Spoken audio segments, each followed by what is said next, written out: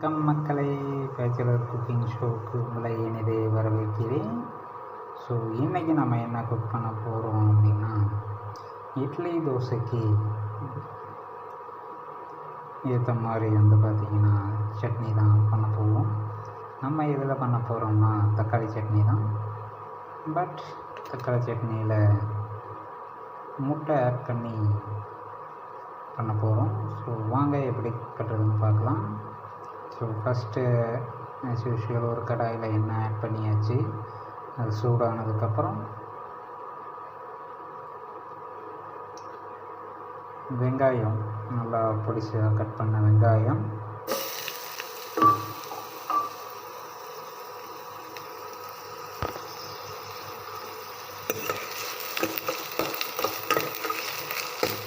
So வெங்காயம் நல்லா வதங்கின வரைக்கும்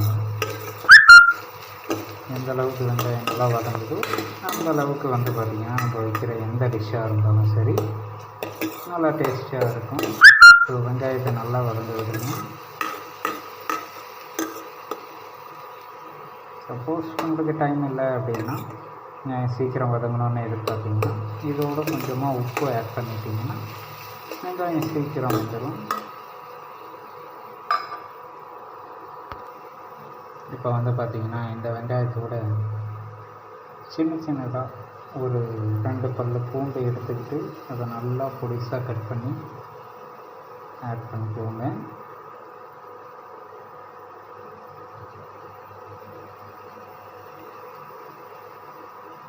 நல்லா பொடிசாக கட் பண்ணி ஆட் பண்ணிட்டு இதையும் நல்லா சேர்த்து வதக்கிக்கலாம்.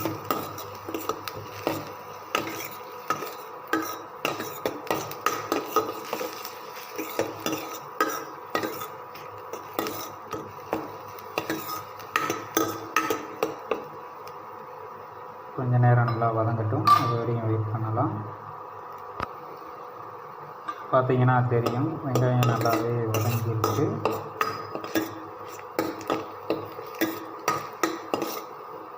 ஸோ நான் முன்னாடி சொன்ன மாதிரி தான், எந்த அளவுக்கு வெங்காயத்தை நல்லா வதக்குறீங்களோ அந்த அளவுக்கு நம்ம வைக்கிற எந்த டிஷ்ஷாக இருந்தாலும் சரி டேஸ்ட்டு நல்லா வரும்.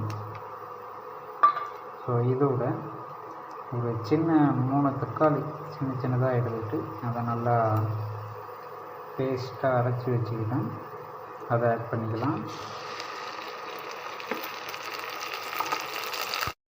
ஸோ நல்லா பேஸ்ட்டாக அரைச்சி வச்ச தக்காளியை ஆட் பண்ணிவிட்டு ஒரு 2 நிமிஷம் நல்லா கொதிக்க விடலாம்.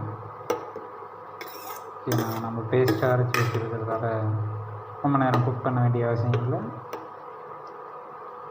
2 நிமிஷம் நல்லா குக் ஆகட்டும், அது வரையும் வெயிட் பண்ணலாம். இப்போ பார்த்திங்கன்னா தக்காளி நல்லா ஒரு 2 நிமிஷம் குக் ஆகிடுச்சு. ஸோ இதோட மசாலாலாம் கொஞ்சம் ஆட் பண்ணிக்கலாம். ஒரு 1/4 டீஸ்பூன் மிளகாய்த்தூள், 1/2 டீஸ்பூன் மல்லித்தூள்,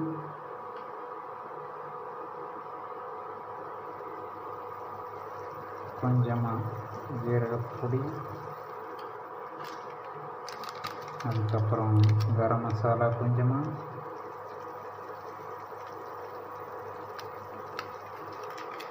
இதோட பெப்பர் பவுடர்,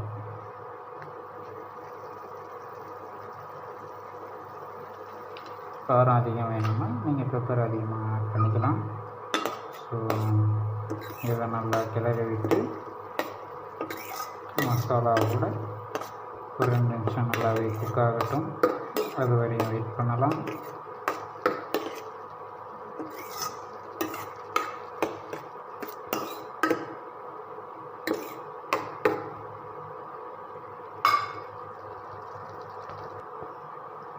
இப்போ பார்த்திங்கன்னா மசாலா நல்லா குக் ஆகிருக்கு. ஸோ இதோட நமக்கு தேவையான தண்ணிகளை ஆட் பண்ணிக்கலாம். உங்களுக்கு கிரேவி மாதிரி இருந்தால் போதும் அப்படின்னா கம்மியாக ஆட் பண்ணிக்கிங்க, இல்லை அதிகமாக வேணும்ன்றனா தண்ணி அதிகமாக ஆட் பண்ணிக்கிங்க.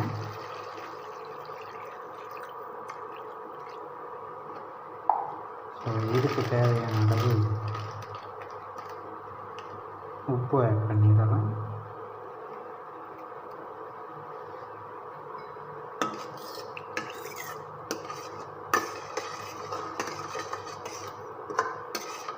நம்ம இதில் முட்டை ஆட் பண்ண போகிறதால தண்ணி அதிகமாக இருந்தாலும் கொஞ்சம் திக்னஸ்க்கு வந்துடும், கிரேவியோட திக்னஸ்க்கு.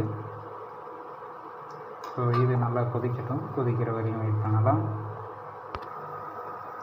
நல்லா கொதிக்குது. ஸோ இதோடு பார்த்திங்கன்னா ஒரே ஒரு முட்டை மட்டும் ஆட் பண்ணிடலாம். முட்டை ஆட் பண்ணியாச்சு. ஸோ இதை நல்லா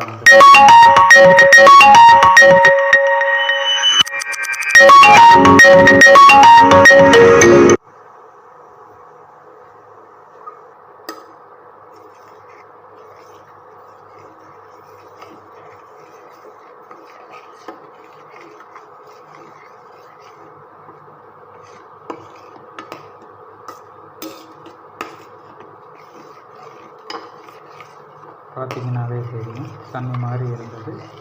இப்போ நல்லாவே பார்த்திங்கன்னா கிரேவி மாதிரி வந்துடுச்சு.